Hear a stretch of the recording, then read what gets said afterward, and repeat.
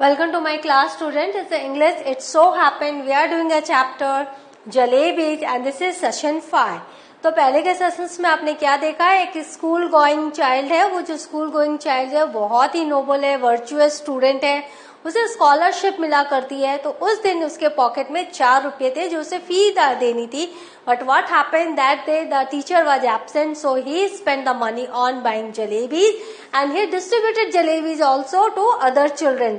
Now next day he was in thinking of having scholarship money so that he could pay the fee also. But next day what happened, the scholarship money was postponed to the next month and the boy was so helpless, he felt like crying.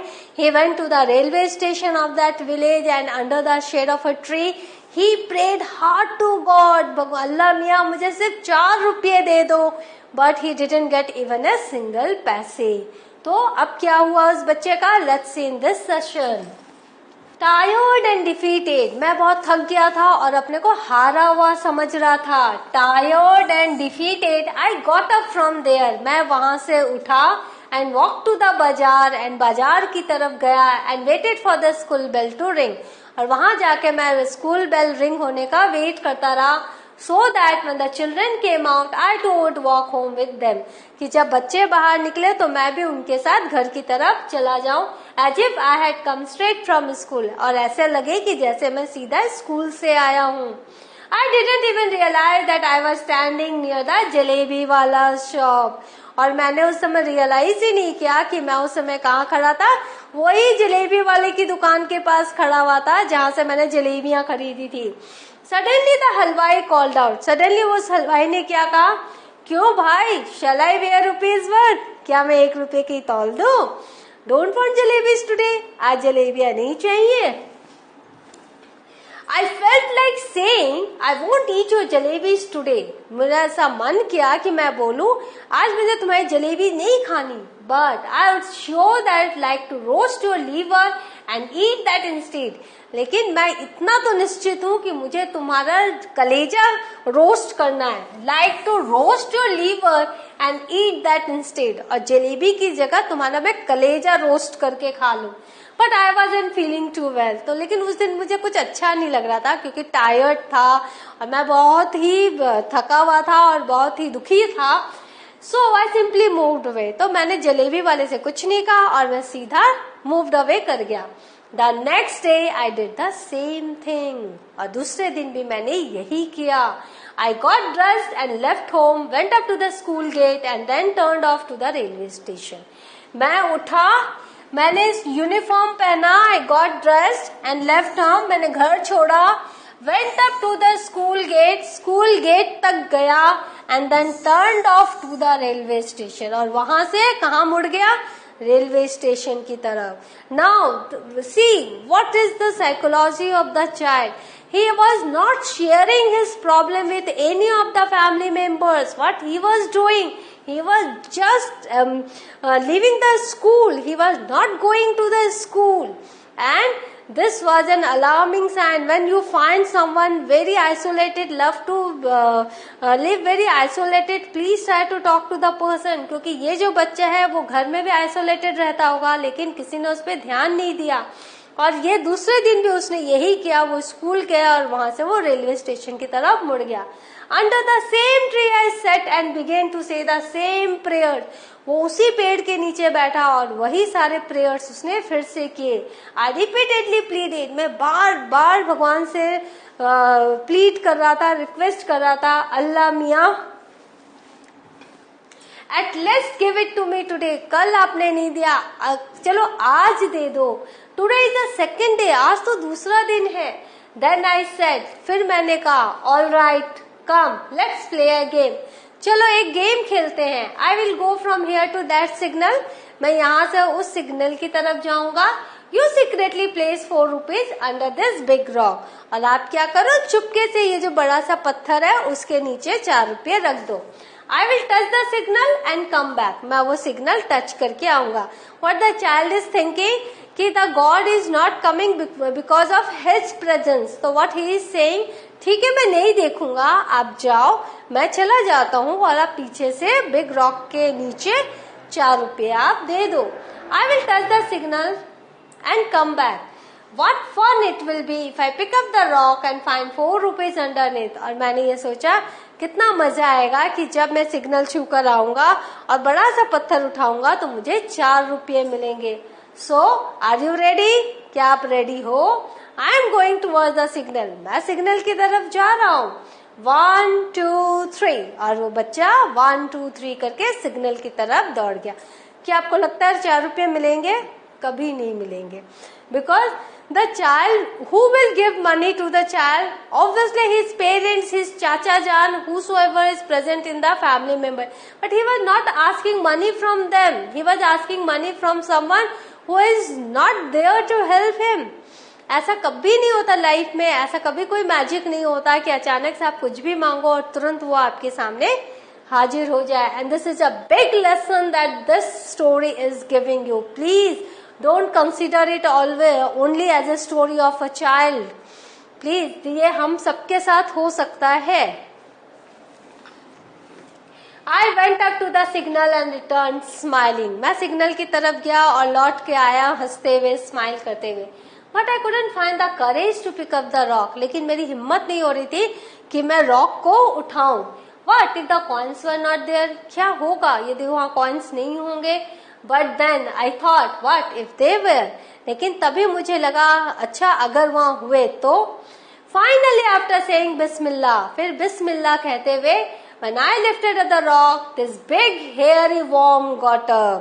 उसके नीचे कौन था? एक बड़ा worm था, कीड़ा था जो जग गया. And curling and twisting wriggled towards me. और कर्ल करते हुए, ट्विस्ट करते हुए मेरी तरफ रिगल करने लगा. आई स्क्रीम्ड, मैं चिल्लाया. एंड रैन अवे, और दौड़ गया, भाग गया वहां से. And once again touch the signal, और फिर से मैंने उस सिग्नल को टच किया. Then crawling on my hands and knees I reach the tree. फिर मैंने क्या किया? मैं चल के नहीं आया, मैं क्रॉलिंग ऑन माई नीज. वो छोटे बच्चे जैसे क्रॉल करते ना घुटनों के बल, वैसे मैं वहां I reached the tree. मैं ट्री के पास आया. Then crawling on my hands and knees, मैं उस तरह से क्रॉल करते हुए पेड़ के पास पहुंचा. I tried my best not to let my eyes stray towards the rock. और मैंने पूरी कोशिश की कि मेरी जो आंखें हैं वो उस रॉक पर से हटे ही नहीं. मतलब मेरी दृष्टि उस रॉक पर जमी हुई रहे. But as I picked up my bag, जैसे ही मैंने अपना बैग उठाया and was about to leave, और वहां से जाने के लिए निकला, I had to look once again at the rock. मुझे वो रॉक की तरफ फिर से एक बार देखना पड़ा. And do you know what I saw there? और क्या आपको पता है मैंने वहां क्या देखा? I saw mister worm coiled on it comfortably staring it me. 4 रुपये नहीं थे वहां कौन था? वही मिस्टर वॉर्म था जो बड़े आराम से कॉइल्ड होकर उस रॉक पर बैठा था और मुझे देख रहा था. Right? I walked away thinking, tomorrow I will do wuzu, wear clean clothes and come here. मैं चलते हुए सोच रहा था कि कल मैं क्या करूंगा? वजू करूंगा, नए क्लीन कपड़े पहनूंगा एंड फिर यहाँ आऊंगा. From morning to noon I will keep reading the नमाज. और सुबह से शाम तक मैं नमाज पढ़ूंगा. लेकिन क्या ऐसा होता है? क्या ऐसा हुआ होगा बच्चे के साथ? क्या उसे 4 रुपये मिले होंगे? Wuzu is ablution, washing face, hands and feet before praying. देखो ये बच्चा, ये देखो छोटा सा कीड़ा निकला इसके पत्थर के नीचे से. Instead of 4 rupees what he was thinking to get, what did he get? He found this small worm, and the boy was really very much scared. He screamed. If even after that Allah doesn't give me 4 rupees, I will be forced to learn how to strike bargains or make deals with him. तो यदि फिर भी भगवान ने मुझे, अल्लाह मियाँ ने मुझे 4 रुपये नहीं दिए, तब तो मुझे करना पड़ेगा, बार्गेनिंग करनी पड़ेगी. और बार्गेनिंग मतलब निगोशिएशन. ठीक है मैं ये करूंगा यदि आप मुझे ये दो, डील करनी पड़ेगी. और उनके साथ हमें मुझे को डील करनी पड़ेगी. After all if my Allah does not give me my 4 rupees then who will? यदि मेरे भगवान ही, मेरे अल्लाह ही मुझे 4 रुपये नहीं देंगे तो कौन देगा? बट क्या अल्लाह सही में आते हैं या वो किसी का जरिया बन के आते हैं? यदि ये बातें, यदि ये सारी प्रॉब्लम उसने अपने पेरेंट्स को बताई होती, अपने रिलेटिव्स को बताई होती, तो शायद उसे 4 रुपए मिल गए होते और वो यही कहता, अल्लाह इस रूप में मेरे को 4 रुपए दे गए। Now that day when I returned home apparently from school and actually from the railway station, तो उस दिन जब मैं घर लौटा apparently from school, दिखावे के लिए स्कूल से, but actually from the railway station, लेकिन वास्तव में मैं रेलवे स्टेशन से लौटा था। I was caught, मैं पकड़ा गया। The report of my absence had reached home, 2 दिन से बच्चा स्कूल नहीं गया है और वो जो एब्सेंस की रिपोर्ट है वो घर पहुंच गई। It's useless to relate what happened after that, तो ये बहुत ही यूजलेस है, बेकार है ये बताना कि उसके बाद मेरे साथ क्या हुआ। क्या हुआ होगा जनरली आप खुद सोचो कि जब लोगों को पता चला होगा कि इसने 4 रुपए की मिठाई खा ली, जलेबी खा ली, बच्चों में बांटी, स्कूल की फीस नहीं दी और 2 दिन से स्कूल नहीं गया है, तो उस बच्चे के साथ क्या हुआ होगा आप खुद ही सोच सकते हो। इसलिए यहाँ लिखा हुआ है, the report of my absence had reached home, it's useless to relate what happened after that. Well whatever happened, ठीक है, जो भी हुआ हैपेंड हुआ, but up to the 7th और 8th standard I kept wondering, लेकिन 7वें और 8वें standard तक, 8वीं क्लास तक मैं सोचता रहा, आई केप्ट वंडरिंग इफ अल्लाह मियाँ had sent me 4 rupees that day, उस दिन अगर अल्लाह मियाँ मुझे 4 रुपए दे देते, what harm could it have possibly caused anyone, कि क्या बिगड़ जाता किसी का, व्हाट हार्म क्या बिगड़ जाता, could it have possibly caused anyone, किसी का क्या बिगड़ जाता यदि अल्लाह मियाँ मुझे उस दिन 4 रुपए दे देते। It was only later that I came to the conclusion, लेकिन बाद में मुझे क्या रियलाइज हुआ, मैंने क्या कंक्लूजन निकाला, that if Allah Miya were to provide all for the asking, यदि अल्लाह मियाँ ऐसे ही देते रहे, सिर्फ कहने वालों को, मांगने वालों को यदि देते रहे, then man would even today be living in nest, तो इंसान कभी कोई काम ही नहीं करेगा, वो चिड़ियों की तरह, पक्षियों की तरह घोंसलों में रहेगा।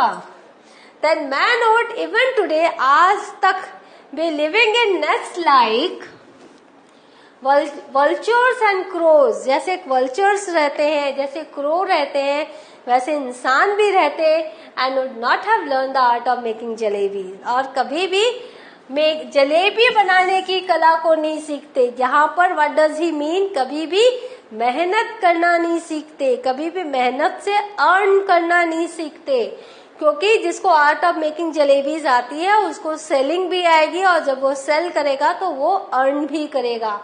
तो यदि अल्लाह मियाँ ऐसे ही मांगने पर देते रहे तो मैन क्या होते, वो आज भी वल्चर्स एंड क्रो की तरह नेस्ट में रहते और कभी भी जलेबी बनाने की कला नहीं सीख पाते। तो ये प्यारी सी, अच्छी सी, मजेदार स्टोरी किसने लिखी है, अहमद नदीम कासिम जी ने लिखी है, कासमी जी ने, और ये उर्दू में लिखी हुई है और उसको ट्रांसलेट किया है सूफिया पठान ने, translated from the Urdu by Sufiya Pathan. तो इस तरह से ये उर्दू में लिखी हुई प्यारी सी कहानी हमें जानने को मिली सूफिया जी के की बदौलत, उनके ट्रांसलेशन के कारण हम ये प्यारी सी कहानी जान पाए। तो अहमद नदीम कासमी कौन है वो? Ahmad Nadeem Qasmi was born Ahmad Shah Awan on 20th November 1916, died on 10th July 2006. He was an Urdu and English language Pakistani poet, journalist, literary critic, dramatist and short story author. तो वो ये क्या थे? पाकिस्तानी पोएट, ये पोएट भी थे, जर्नलिस्ट भी थे, लिटरेरी क्रिटिक भी थे, ड्रामेटिस्ट भी थे एंड शॉर्ट स्टोरी ऑथर भी थे। और ये रहे आपके लेखक। He is a person who has written such a beautiful story, Jalebis, and given us a very valuable lesson कि don't believe on uncertainties. What is the moral of the lesson? Don't believe on uncertainties. Scholarship का पैसा कल मिलने वाला था, tomorrow, लेकिन वो tomorrow क्या कभी जैसा हम सोचते वैसा होता है? नहीं होता है। तो don't believe in uncertainty, always stick to the certainties. तो ये प्यारा सा लेसन इन्होंने हमें दिया। So what have we learned today? We have learned through the boy, a young boy and his jalebi temptation, we have learned we should not trust our future. Future can be very much twisted and very much uncertain. We should always believe in present. Then in the next session, I'll be here with a new story. Till then, enjoy the story. Follow the lesson that the story has given you. Thank you.